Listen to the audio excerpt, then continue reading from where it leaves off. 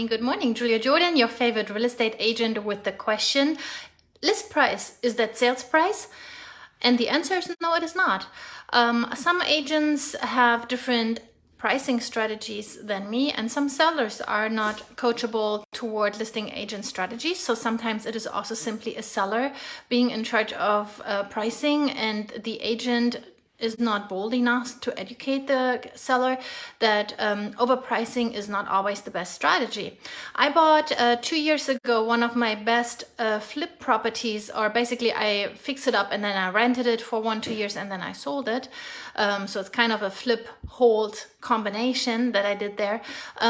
That house was drastically overpriced. In that case, it was an agent that simply didn't know better. It was literally his very, very first listing. As agents, we're able to pull that up. So we give them a little bit extra grace when the agent is like super bloody new. And I presented an offer where I felt the price is realistic for the condition we had and the neighborhood, etc., etc. Pulling up my comps and putting in relation, of course, the condition of the property, the surrounding, etc., etc. Long story short, as the price was so high, there were no other offers. You know, the last 2 years, the market was super hot. So this was one of the sweet, juicy pieces where was no traffic on the listing, and the agent was like, yeah, the market is so hot, so we just priced it XYZ.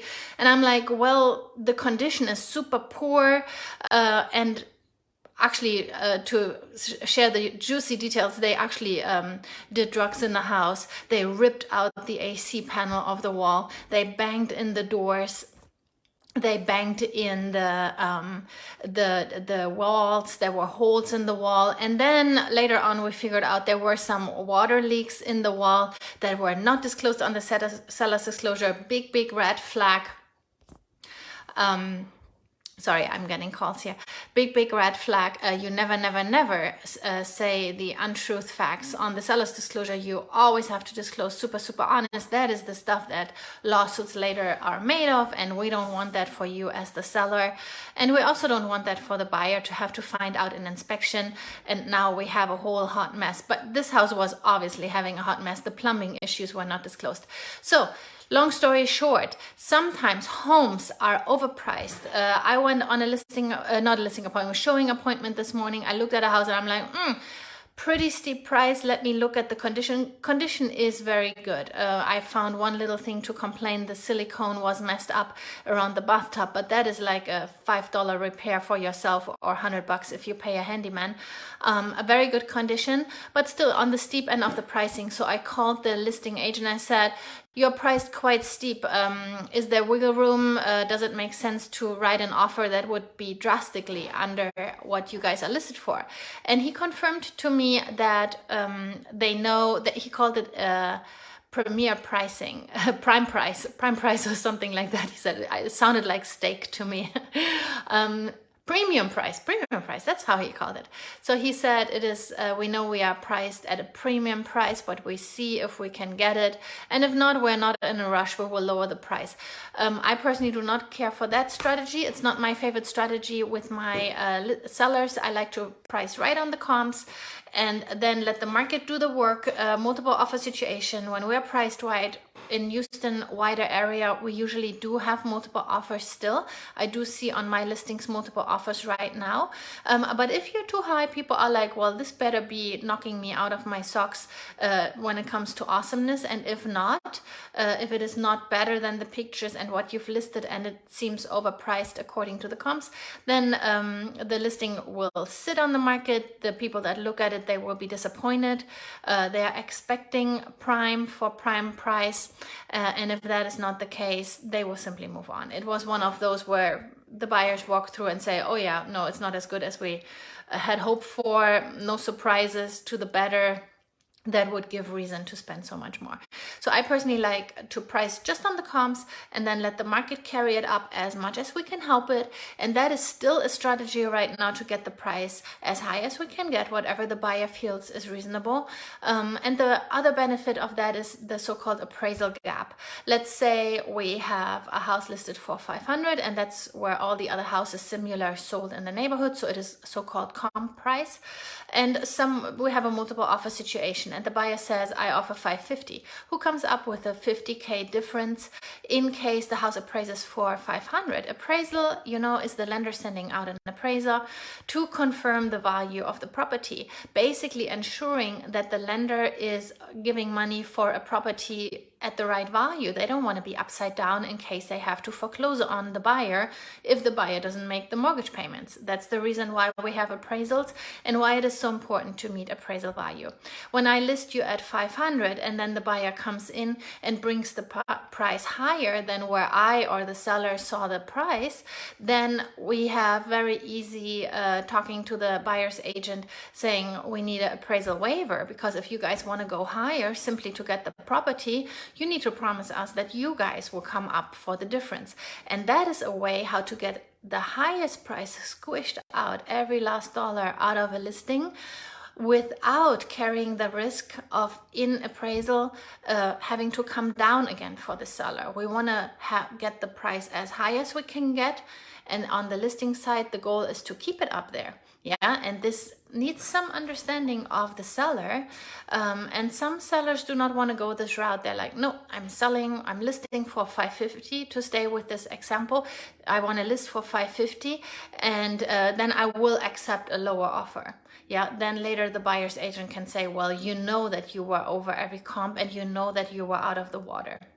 And many buyers do not even look at those properties that are overpriced, because it's not even in their search criteria, or they simply don't have hope that their offer would be executed. They think if, let's say, the $500,000 listing, if it is on the market for 550, they do not feel encouraged to write an offer for 500, even if the seller would accept a 500. But we never know until we write up the offer. So as good listing agents, we always encourage the buyer to write up their best offer, whatever they can come up with, and submit it to us, because now when we have a written offer on the table, we can submit it to the seller and at least start the conversation.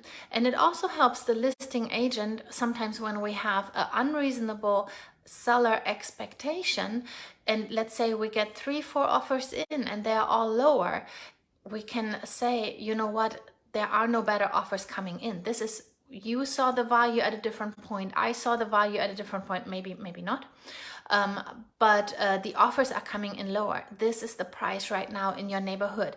We had hoped for more, but it is not selling for more. This is what the market is telling us, and we need to listen to the market too.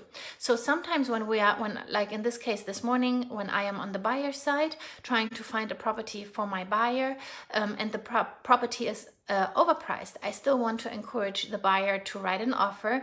First of all, you never know if it gets executed. You never know where the threshold is for the seller.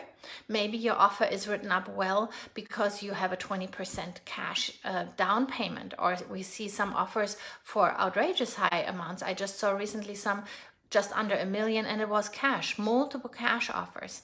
And in certain neighborhoods, we see more cash offers than in others. So you, as the buyer, never know what is your competition out there.